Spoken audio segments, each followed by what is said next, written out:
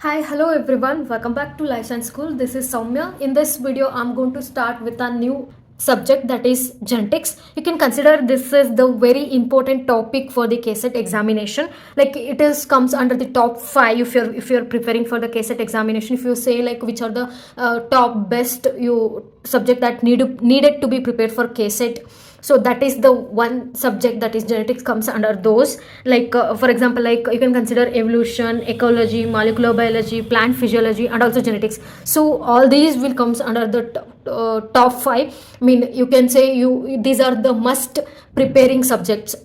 Okay, let's begin with this. Firstly, in this video I will just give a brief introduction, and then later we will dig into the depth, okay, according to the content. So first, what is genetics? So you have been studied in your lower class. So ಸ್ವಲ್ಪ hint ಇರುತ್ತೆ ನಿಮಗೆ, basic knowledge ಇರುತ್ತೆ. Genetics ಅಂತಂದ್ರೆ first you can, when you heard the word genetics, you can see the word genes. Okay, it is related to something like a genes. So what are genes? Genes are nothing but hereditary units up of DNA. They determine the traits like height, eye, color, like that, right? And also, if you heard the topic name genetics, so automatically the one word that comes in your mind, that should be a chromosomes, right? What are chromosomes?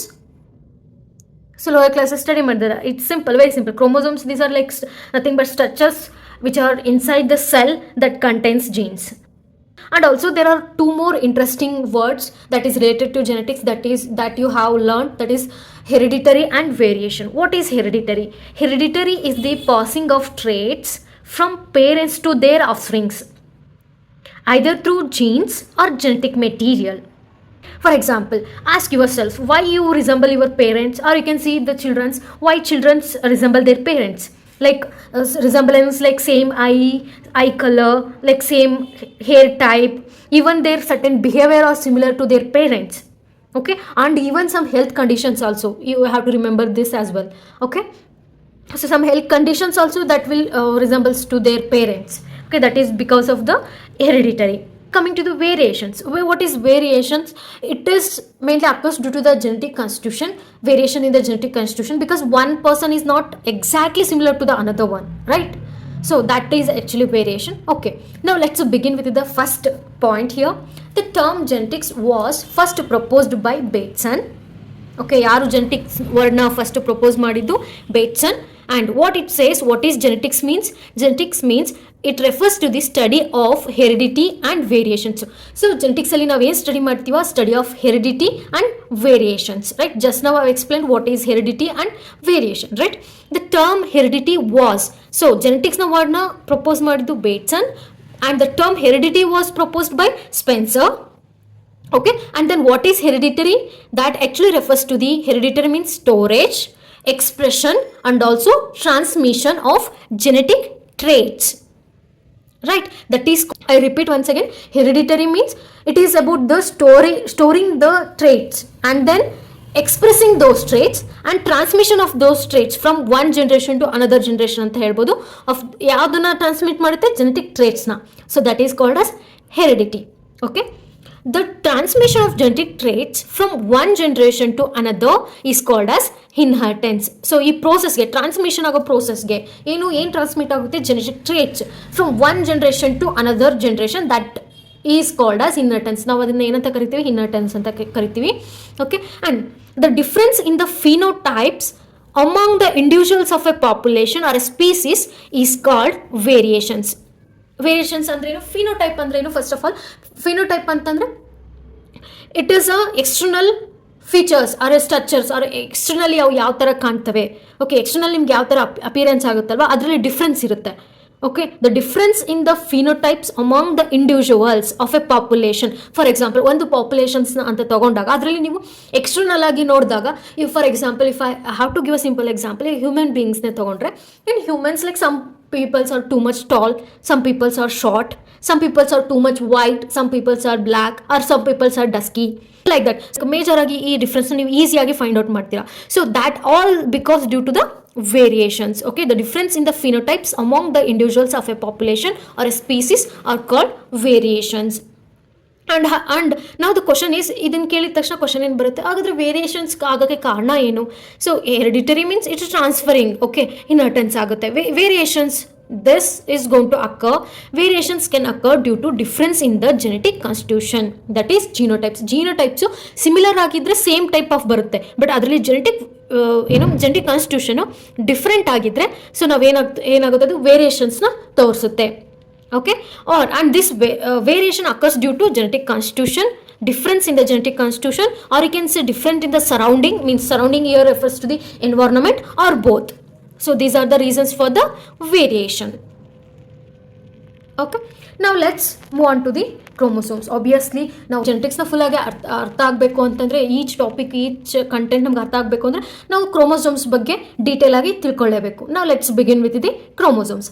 What are chromosomes? Chromosomes are the self-duplicating structures present in the nucleus of eukaryotes. Okay, U means true, karyotes means nucleus. So nucleus ನ ಯಾವ carry ಮಾಡ್ತಾ ಅದಕ್ಕೆ ನಾವು ಯೂಕ್ಯಾರಿಯೋಟ್ಸ್ ಅಂತ ಹೇಳ್ತೀವಿ. Chromosomes ಎಲ್ಲಿರುತ್ತೆ? Chromosome it is a self duplicating, ಅಂದರೆ self duplicating ಅಂದರೆ ಅದು ತನ್ನಷ್ಟಕ್ಕೆ ತಾನೇ ಡಬಲ್ ಆಗುತ್ತೆ, ಅದನ್ನ ಸೆಲ್ಫ್ ಡುಪ್ಲಿಕೇಟಿಂಗ್ ಅಂತ ಹೇಳ್ತೀವಿ. That structure which is present in the nucleus. Remember these are the basic simple points. ಇವೇ ಆ್ಯಕ್ಚುಲಿ ನಾವು ದೊಡ್ಡ ಕಂಟೆಂಟ್ನ ಕಲ್ತ್ಕೊಳ್ಳೋದ್ರಲ್ಲಿ ಇನ್ವಾಲ್ವ್ ಆಗಿ ಸಿಂಪಲ್ ಆಗಿರ್ತಕ್ಕಂಥವ್ನ ಒಂದೊಂದ್ಸರಿ ಮರ್ತು ಬಿಡ್ತೀವಿ. Don't do that is actually helps in solving the difficult problems ಅಂತಲೇ ಹೇಳ್ಬೋದು. Chromosomes are the self duplicating structures present in the nucleus of eukaryotes. Simple ಆಗಿ ಹೇಳಿದೆ ನಾನು ಕ್ರೋಮೋಸೋಮ್ಸ್ ಅಂದರೆ ಏನು ಅಂತ. Chromosomes this are nothing but the structures inside the cells that contains gene. Term chromosome was first used by Waldeyer. Chromosome ಟರ್ಮ್ನ ಯಾರು use ಮಾಡಿದ್ದು? Waldeyer. Genetics term use ಮಾಡಿದ್ದು ಬೇಟ್ಸನ್. ಹೆರಿಡಿಟರಿ ಟರ್ಮ್ನ ಯೂಸ್ ಮಾಡಿದ್ದು ಸ್ಪೆನ್ಸರ್, ಆ್ಯಂಡ್ ಕ್ರೋಮೋಸೋಮ್ ವರ್ಡ್ನ first use ಮಾಡಿದ್ದು Waldeyer. And one more scientist named called as Walter Sutton is the one, he proposed the chromosomal theory of inheritance, which was further developed by Theodore Boveri. Walter Sutton ಏನು ಮಾಡ್ತಾರೆ, he just proposed the chromosomal theory of inheritance. Okay, ಅದನ್ನು ಮತ್ತೆ further ಆಗಿ complete ಆಗಿ develop ಮಾಡಿದ್ದು ಯಾರು? Boveri, that is Theodor Boveri. Remember 3 names, scientist name ಬಂತು. ಕೆಲವೊಂದು ಸಾರಿ ಈ ನೇಮ್ಸ್ಗಳನ್ನ ಕೇಳ್ತಾರೆ. ನೆಕ್ಸ್ಟ್ ನಾವು ಇವಾಗ ಕ್ರೋಮೋಸೋಮಲ್ ಥಿಯರಿ ಆಫ್ ಇನ್ಹೆರಿಟೆನ್ಸ್ ಅಂದರೆ ಏನು ಅಂತಂದೇಳಿ ನೋಡೋಣ. So main it contains 2 important points here. Let's concentrate on that. According to chromosomal theory of inheritance, chromosomes are the bearers of the hereditary factors, that is genes. ಅಂದರೆ chromosomal theory of inheritance ಅಲ್ಲಿ first point ಏನು ಹೇಳುತ್ತೆ ಅಂದರೆ, chromosomes are the bearers of the hereditary factors ಅಂತ ಹೇಳುತ್ತೆ. ಅಂದರೆ if you think this is the chromosomes, so chromosomes ಅವು ಏನು nothing but the bearers of the genes ಅಂತ ಹೇಳ್ಬೋದು. ಇದನ್ನ ಜೀನ್ಸ್ ಅಂತ ತಗೊಂಡ್ರೆ ಸೊ ಅದು ಏನು ಮಾಡುತ್ತೆ, ಹೆರಿಡಿಟರಿ ಫ್ಯಾಕ್ಟರ್ಸ್ ಅಂದರೆ ಯಾವ? ನಥಿಂಗ್ ಬಟ್ ಜೀನ್ಸ್ನ ಕ್ಯಾರಿ ಮಾಡ್ತೇವೆ ಅಂತ ಫಸ್ಟ್ ಪಾಯಿಂಟು ಹೇಳುತ್ತೆ. ಯಾವುದು? Theory of chromosomal theory of inheritance. Next point ನೋಡೋಣ. Each gene is located at a specific position on the chromosome called locus, and each chromosome is made up of several loci. First point ಏನು ಹೇಳ್ತು? Chromosome ಏನು? If you think this is the chromosome is a bearers of the ಏನು genes ಅಂತ ಹೇಳ್ತು. Okay, next point ಏನು ಹೇಳ್ತಿದೆ? Each gene, for example ನಾನು ಈ ಜೀನ್ನ ತಗೊತಾ ಇದ್ದೀನಿ, ಇದನ್ನ ಒಂದು ಜೀನ್ ಅಂತ ತಗೊಂಡ್ರಾಗ okay, each gene is located at a specific position. So ಇದನ್ನ ನಾನು ಜೀನ್ ಎ ಅಂತ ಹೇಳ್ತೀನಿ, gene B, gene C, like that name ಮಾಡ್ಕೊತ ಹೋದ್ರೆ ಈ ಜೀನು, ಈ ಎ ಅನ್ನೋದು ಇಲ್ಲೇನೆ ಲೊಕೇಟ್ ಆಗಿರುತ್ತೆ, ಪರ್ಟಿಕ್ಯುಲರ್ ಸ್ಪೇಸಲ್ಲಿ ಲೊಕೇಟ್ ಆಗಿರುತ್ತೆ, ಒಂದು ಪರ್ಟಿಕ್ಯುಲರ್ ಪೊಸಿಷನ್ ಅಲ್ಲಿ ಲೊಕೇಟ್ ಆಗಿರುತ್ತೆ. ಈ ಒಂದು ಪೊಸಿಷನ್ಗೆ, ಈ ಲೊಕೇಶನ್ಗೆ ನಾವು ಏನಂತ ಹೇಳ್ತೀವಿ? That is called as locus. ಈ ಒಂದು ಈಚ್ ಅಂದರೆ ಸಿಂಗಲ್ ಕ್ರೋಮೋಸೋಮು ಎಷ್ಟು ಜೀನ್ಸ್ನ ಕ್ಯಾರಿ ಮಾಡುತ್ತೆ. ಸೊ ಹಾಗಾಗಿ ಇಲ್ಲಿ ಸೆವೆರಲ್ ಜೀನ್ಸ್ ಇರೋದ್ರಿಂದ ಈ ಸೆವೆರಲ್ ಮಲ್ಟಿಪಲ್ಸ್ ಆಫ್ ಜೀನ್ಗೆ ನಾವೇನಂತ ಜೀನ್ ಕ್ಯಾರಿ ಮಾಡ್ತೀವಿ, ಅದನ್ನು ನಾವು ಲೋಸೈ ಅಂತ ಹೇಳ್ತೀವಿ. Okay, understood? That is, see, very simple. That is the chromosomal theory of inheritance. I repeat once again, the 2 points ಮತ್ತೆ ಒಂದ್ಸರಿ ರಿಪೀಟ್ ಮಾಡ್ತೀನಿ, concentrate. Chromosomes are the bearers of the hereditary factors, that is genes, and each gene is located at a specific position on the chromosome called locus. Each chromosome is made up of several loci. Okay, ಇಲ್ಲಿವರೆಗೂ ಅರ್ಥ ಆಯ್ತು ಅಂದ್ಕೊಳ್ತಿದ್ದೀನಿ. Let's move on to the next point. And another scientist called as T.H. Morgan provided the experimental evidences for chromosomal theory. Okay, ಇದನ್ನ chromosomal ಥಿಯರಿನ propose ಮಾಡಿದವರು ಯಾರು? Walter ಸುಟಾನ್. Okay, ಅದನ್ನ further develop ಮಾಡಿದ್ದಾರು ಥಿಯೋಡ್ರೋ ಬೋವರಿ. ಅದಕ್ಕೆ proof ಬೇಕಲ್ವಾ? ಇದನ್ನೆಲ್ಲ ನೀವು ಸ್ಟೇಟ್ಮೆಂಟ್ಸ್ ಹೇಳಿದ್ರಿ. ಓಕೆ, ಈ ಸ್ಟೇಟ್ಮೆಂಟ್ಗೆ ಕೆಲವೊಬ್ರು ಹೇಳ್ತಾರೆ ಹೇಗೆ ಪ್ರೂವ್ ಮಾಡಿದೆ, how you are saying it ಅಂತಂದು ಹೇಳ್ಬಿಟ್ಟು. ಸೊ ಅದನ್ನ ಎಕ್ಸ್ಪೆರಿಮೆಂಟಲ್ ಎವಿಡೆನ್ಸ್ ಕೊಟ್ಟಿದ್ದಾರು ಮೋರ್ಗನ್. ಓಕೆ, ಯಾರು? The scientist name called as T.H. Morgan. And now the Morgan was the first to show that genes are linearly arranged on the chromosomes. ಅವರೇನೆ first ಇದೇನು ಇದು chromosome ಅಂತ ಹೇಳಿದ್ರೆ, so ಅವು jeans ಏನಾಗಿದೆ linear ಆಗಿ arrange ಆಗಿದೆ ಅಂತಂದೇಳಿ ಹೇಳಿದ್ದಾರು ಮೋರ್ಗನ್. ಯಾರು? T.H. Morgan. He is the one who was the first to show that genes are linearly arranged on the chromosome. Now, is this visible? Okay. Chromosomes in an individual can be divided into two types, that is autosomes and allosomes. ವ್ಯಕ್ತಿನ ಅಂತ ತಗೊಂಡ, ನಿಮ್ಮನ್ನೇ ಅಂತ imagination ಮಾಡ್ಕೊಳ್ಳಿ. Okay, so ನಿಮ್ಮಲ್ಲಿ ಎಷ್ಟು type of chromosome ಇದೆ? Mainly ಇವಾಗ 2 ಟೈಪ್ಸ್ ಇದೆ. ಯಾವುದು? ಆಟೋಸೋಮ್ಸ್ ಅಂತ ಹೇಳ್ತೀವಿ, ಅಲ್ಲೋಸೋಮ್ಸ್ ಅಂತ ಹೇಳ್ತೀವಿ. ಓಕೆ, ಆಟೋಸೋಮ್ಸ್ ಅಂದ್ರೆ ಏನು ಅಂತಂದೇಳಿ ಫಸ್ಟ್ ತಿಳ್ಕೊಳ್ಳೋಣ. Autosomes are the chromosomes that have no role in primary sex determination. Autosomes ಅಂತ ತಕ್ಷಣ ನಿಮ್ಮ ತಲೆಯಲ್ಲಿ ಬರಬೇಕು ಏನಂದ್ರೆ they doesn't have any role in sex determination, primary sex determination ಅಂತ ಹೇಳ್ಬೋದು. And the number of autosomes varies from one species to another. Okay, and the variations in the number of autosomes are responsible for difference in the number of chromosomes between different species. Different species ಅಲ್ಲಿ different number of autosomes ಇರುತ್ತೆ. Number of autosomes varies from one species to another species ಅಂತ ಹೇಳ್ಬೋದು. So ಒಂದು species ಇಂದ ಇನ್ನೊಂದು species ಅಲ್ಲಿ autosomes ನ count ಮಾಡಿದಾಗ ಡಿಫ್ರೆಂಟ್ ಆಗಿರುತ್ತೆ. ಸೊ ಈ ವೇರಿಯೇಷನ್ ಏನಕ್ಕೆ ಅಂತಂದರೆ this is because of the difference in the number of the chromosomes ಅಂತ ಹೇಳ್ಬೋದು. ಹಾಗಾಗಿ ಆಟೋಸೋಮ್ಸ್ ಕೂಡ ಡಿಫ್ರೆಂಟ್ ಆಗಿರುತ್ತೆ. ಆ್ಯಂಡ್ ಆಟೋಸೋಮ್ಸ್ ಅಂತ ಅಂದರೆ ಮೈನ್ಲಿ ನೀವು ನೆನ್ಪಿಟ್ಕೋಬೇಕಾಗಿರೋದೇನು, that doesn't have any role in primary sex determinations ಅಂತ ಹೇಳ್ಬೋದು.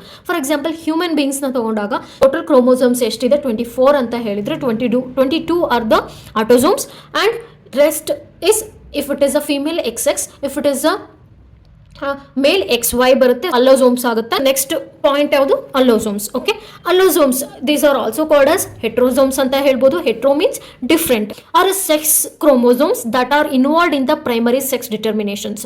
ಓಕೆ, ಒಂದು ಸೆಕ್ಸ್ ಡಿಟರ್ಮಿನೇಷನ್ ಈ ಅಲ್ಲೋಸೋಮ್ಸ್ ಏನಾಗುತ್ತೆ, those are involved in the primary sex determination ಅಂತ ಹೇಳ್ಬೋದು. ಫಾರ್ ಎಕ್ಸಾಂಪಲ್ XS ಅಂತಂದರೆ ನಾವು ಫಿಮೇಲ್ ಅಂತ ಹೇಳ್ತೀವಿ, XY ಅಂತಂದರೆ ಮೇಲ್ ಅಂತ ಹೇಳ್ತೀವಿ. ಹಾಗಾಗಿ ಅಲ್ಲೋಸೋಮ್ಸು ಪ್ರೈಮರಿ ಸೆಕ್ಸ್ ಡಿಟರ್ಮಿನೇಷನ್ನಲ್ಲಿ ಇನ್ವಾಲ್ವ್ ಆಗಿದೆ ಡಿಟರ್ಮಿನ್ ಮಾಡೋಕ್ಕೆ. Next again in this allosomes you can see another 2 types, that is homogametic and heterogametic. Homo means same, hetero means different. If the 2 allosomes are similar then the individual is called as homogametic. For example allosomes, ಇವಾಗ 2 allosomes, ಇದು ಒಂದು ಅಲ್ಲೋಸೋಮ್, ಇದು ಒಂದು ಅಲ್ಲೋಸೋಮ್, ಇದು X ಇದೆ, ಇದು X ಇದೆ. So ಈ ಎರಡು X ಏನು ಸೇಮ್, ಹಾಗಾಗಿ that is called as homogametic ಅಂತ ಹೇಳ್ಬೋದು. homogametic allosomes. ಎಕ್ಸಾಂಪಲ್ ಹೇಳೋದಾದ್ರೆ females of humans, other mammals, drosophila, males and also ಇದು ಫೀಮೇಲ್ ಅಷ್ಟೇ. ನಾವು ಇವಾಗ ಹ್ಯೂಮನ್ ಬೀಯಿಂಗ್ಸ್ ಅಷ್ಟೇ ತಿಳ್ಕೊಂಡು XX ಇದ್ರೇ ಹೋಮೋಗ್ಯಾಮೆಟಿಕ್ಕು ಫೀಮೇಲ್ ಅಂತಂದೇಳಿ ಕನ್ಸಿಡರ್ ಆಗ್ತೀವಿ. ಇಲ್ಲ, ಕೆಲವೊಂದು ಫಾರ್ ಎಕ್ಸಾಂಪಲ್ ಬರ್ಡ್ಸಲ್ಲಿ, ಬಟರ್ಫ್ಲೈಸಲ್ಲಿ, ಮಾತ್ಸಲ್ಲಿ even they also acts as a homogametic because ಅದರಲ್ಲಿ ನಾವು ಇದನ್ನು ಸೆಕ್ಸ್ ಡಿಟರ್ಮಿನ್ ಕ್ರೋಮೋಸೋಮ್ನ ನೋಡಿದಾಗ they have the males have the same chromosome, similar chromosomes, that is ZZ. In case of birds, butterflies and moths. Remember the examples. And coming to the next step, that is heterogametic. If the 2 allosomes are dissimilar in the individual is called as heterogametic, that is XY. XY in case of males of the humans and other mammals and Drosophila, you can expect that those are heterogametic. And also in some of the birds and butterflies and moths, there the chromosome ಯಾವುದು ZW ಆಗಿರುತ್ತೆ, different ಆಗಿರುತ್ತೆ. So females of the birds and some of the butterflies and moths, those are also heterogametic allosomes. And one more key ನೋಟ್ನ ನೋಡೋಣ. In male grasshopper X0 and female Fumia, that is X0, the heterogametic condition occurs due to the presence of single sex chromosome. So ಇವಾಗ ನೀವು ಒಂದು ಡೌಟಲ್ಲಿ ಕೇಳ್ತಾರೆ, ಇದು X0 ಇದೆ ಇಲ್ಲಿ, ಆಯಿತಾ? ಸೊ ಇಲ್ಲಿ X ಇರ್ಬೋದಿತ್ತು, ಇನ್ನೊಂದು X, ಅಥವಾ ಇಲ್ಲಿ ಇನ್ನೊಂದು Z ಇರ್ಬೋದಿತ್ತು. ಓಕೆ, ಸೊ ಹಂಗೆ ನೀವು ಇಮ್ಯಾಜಿನೇಷನ್ ಇಲ್ಲಿ ಮಾಡ್ಕೊಂಡ್ರೆ ಇದು ಹೋಮೋಗ್ಯಾಮೆಟಿಕ್ ಅಂತ ನೀವು ಅಂದ್ಕೊತೀರಾ. ಇಲ್ಲ, ಇಲ್ಲಿ ಏನು ಮೇಲ್ ಗ್ರಾಸೋಫರಲ್ಲಿ ಆ್ಯಂಡ್ ಫೀಮೇಲ್ ಫಿಮಿಯಾದಲ್ಲಿ ಇವು ಹೆಟ್ರೋಗ್ಯಾಮೆಟಿಕ್ ಕಂಡೀಷನ್ಸು. ಇದು ಎದಕ್ಕೆ ಅಂದರೆ ಇನ್ನೊಂದು ಎಕ್ಸ್ ಇಲ್ಲದೆ ಇರೋದಕ್ಕಲ್ಲ ಅವು ಹೆಟ್ರೋಗ್ಯಾಮೆಟಿಕ್ ಆಗಿರೋದು, ಬಿಕಾಸ್ ಇದು ಇಲ್ಲ. ಓಕೆ, ಬೇರೆದೊಂದು ಇರಬೇಕಾಗಿತ್ತು, ಅದಿಲ್ಲ.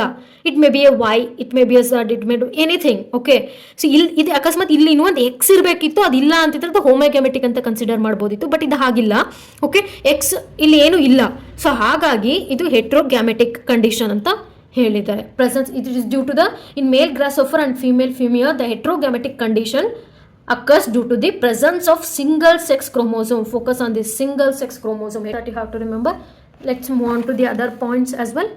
The chromosomes present in a cell are divided into homologous chromosome and non-homologous chromosomes. ನಮ್ಮಲ್ಲಿ ಡಿಫ್ರೆಂಟ್ ಟೈಪ್ಸ್ ಆಫ್ ನಾವು ಇವಾಗ ನೋಡಿದ್ವಿ. ದಟ್ ಈಸ್ ಆಟೋಸೋಮ್ಸು, ಅಲ್ಲೋಸೋಮ್ಸ್ ಅಂತ ಓದಿದ್ವಿ. ಮತ್ತು ಅಲ್ಲೋಸೋಮಲ್ಲಿ ಹೋಮೋಗ್ಯಾಮೆಟಿಕ್ ಅಲ್ಲೋಸೋಮ್ ಆ್ಯಂಡ್ ಹೆಟ್ರೋಗ್ಯಾಮೆಟಿಕ್ ಅಲ್ಲೋಸೋಮ್ ಅಂತಂದು ಹೇಳ್ಬಿಟ್ಟು ಅಗೇನ್ ಅನದರ್ ಸೆಟ್ ಆಫ್ ಕ್ರೋಮೋಸೋಮ್ಸ್ನ ಅಂತ ಸೆಲ್ಲಲ್ಲಿ ನಾವು ನೋಡ್ಬೋದು. ಅಂದರೆ that is homologous chromosome and non homologous chromosome. Homologous chromosome ಅಂದರೆ if two chromosomes have similar morphology and genetic loci are called homologous chromosomes. ಅಂದರೆ ಇವಾಗ two chromosomes if they have the similar shape, size or gene content, so ಅವೆಲ್ಲ same ಇದ್ದರೆ, morphology same ಇದ್ದರೆ ಅವಕ್ಕೆ ನಾವು homologous chromosomes ಅಂತ ಕರಿತೀವಿ. For example ನಿಮಗೆ ಒಂದು ಅರ್ಥ ಮಾಡಿಸ್ಬೇಕು ಅನ್ನೋದಾದರೆ ಇವಾಗ ಇಲ್ಲಿ ಒಂದು ನಾನು ಬರ್ತಿದ್ದೀನಿ. ಓಕೆ, ಇದು capital A B C and D. This is one chromosome and this is one chromosome. That is small ಲೆಟರ್ಸಲ್ಲಿ ಬರ್ತಿರೋದು A B C and D. ಇದನ್ನು ಇದು ಕ್ಯಾಪ್ಸಲ್ಲಿ ಬರ್ದಿರೋದನ್ನ ಪ್ಯಾಟ್ರನಲ್ ಕ್ರೋಮೋಸೋಮ್ ಅಂತ ತೊಗೊಂಡ್ರೆ, ಓಕೆ, ಪ್ಯಾಟ್ರನಲ್ ಕ್ರೋಮೋಸೋಮ್ ಅಂತ ಕನ್ಸಿಡರ್ ಮಾಡೋಣ. ಇದನ್ನು ಮ್ಯಾಟ್ರನಲ್ ಕ್ರೋಮೋಸೋಮ್ ಅಂತಂದೇಳಿ ಕನ್ಸಿಡರ್ ಮಾಡೋಣ. ಇಲ್ಲಿ ನೀವು ನೋಡ್ಬೋದು genes are located at the specific position. Okay, ಒಂದು ಸ್ಪೆಸಿಫಿಕ್ ಪೊಸಿಷನ್ನಲ್ಲೇ ಅವರು ಲೊಕೇಟ್ ಆಗಿದೆ. And also you can observe here these have a genetic loci same ಇದೆ, ಮಾರ್ಫಾಲಜಿ ಸೇಮ್ ಇದೆ, ಜೆನೆಟಿಕ್ ಕಾನ್ಸ್ಟಿಟ್ಯೂಷನ್ ಕೂಡ ಸೇಮ್ ಇದೆ ಅಲ್ವಾ. ಸೊ ಹಾಗಾಗಿ we can say that this is a homologous chromosome.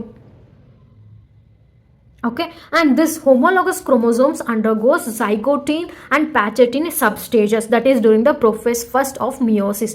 There the pair up is going to take place. That's what I wrote here, key wrote. So that will actually causes a crossing over. Then that crossing over is responsible for genetic recombination when genes are linked, or you can say located on the same chromosome.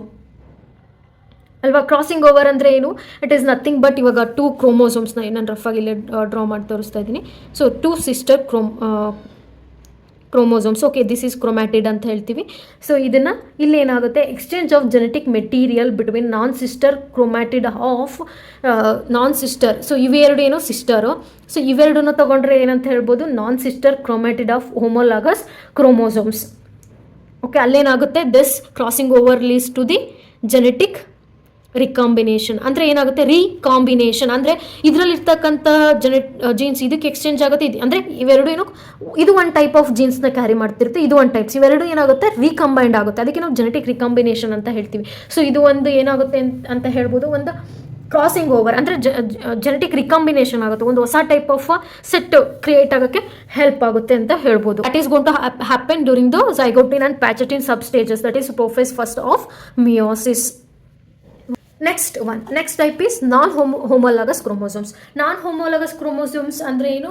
When two chromosomes have different morphology, genetic loci, then such chromosomes said to be non-homologous. For example, ಈ diagram ನೋಡ್ಕೊಳ್ಳಿ, ಇದು ಎಷ್ಟು ನೀಟಾಗಿ A ಕೆಳಗಿದೆ, B ಕೆಳಗಿದೆ, C ಕೆಳಗಿದೆ, D ಕೆಳಗಿದೆ. So ನೋಡೋಕ್ಕೂ ಸೇಮ್ ಇದೆ, ಲೋಸೈನೂ ಸೇಮ್ ಇದೆ, ಮಾರ್ಫಾಲಜಿನೂ ಸೇಮ್ ಇದೆ ಅಲ್ವಾ, ಪೊಸಿಷನ್ಸು ಸೇಮ್ ಇದೆ. ಬಟ್ ಇಲ್ಲಿ ನೋಡಿ ಕೆಳಗಡೆ, ಇಲ್ಲಿ ಸೇಮ್ ಇದೆನಾ, ಜೀನ್ಸ್ ಸೇಮ್ ಇದೆ ನೋಡಿ, ಯಾವುದು PQ or ST ಏನೋ ಇದೆ, ABC ಇದೇನೋ ABC ಅಂತಿದೆ, ಯಾವುದೇ ಸಿಮಿಲರ್ ಆಗಿ ಜೆನೆಟಿಕ್ ಲೋಸೈ ಆದ್ರೂ ಸಿಮಿಲರ್ ಇಲ್ಲ.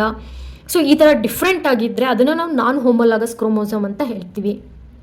And genes located on non homologous chromosomes undergo independent assortment during the anaphase first of the meiosis. Independent assort ಆಗ್ತವೆ ಯಾವ, ನಾನ್ ಹೋಮೋಲಾಗಸ್ chromosomes.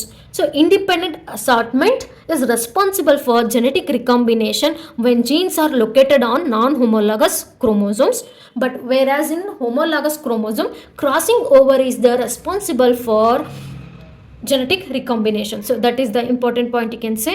ನಾನ್ ಹೋಮೋಲಾಗಸ್ ಅಲ್ಲಿ ಏನಾಗುತ್ತೆ, ಇಂಡಿಪೆಂಡೆಂಟ್ ಅಸಾರ್ಟ್ಮೆಂಟ್ ಆಗುತ್ತೆ, that will is to a genetic recombination. Homologous chromosomes ಏನಾಗುತ್ತೆ, crossing over ಆಗುತ್ತೆ. Independent assortment ಅಂದರೆ ಏನು, the parental frequency ಅದು ಎಷ್ಟಿರುತ್ತೆ 50%, that is equals to the frequency of recombinant gametes. Okay, that is 50% ಅಂತ ಹೇಳ್ಬೋದು. If the frequency of recombination between two genes is 50%, then they are set to be independently assorting irrespective of whether they are located on the same chromosome or two different chromosomes. Okay, that's about this video. This is the part 1 video on genetics. In the next video we will continue with the other content on the genetic subject. Okay, hope you like this video. If you learn from this video, please do share and subscribe. Thank you everyone.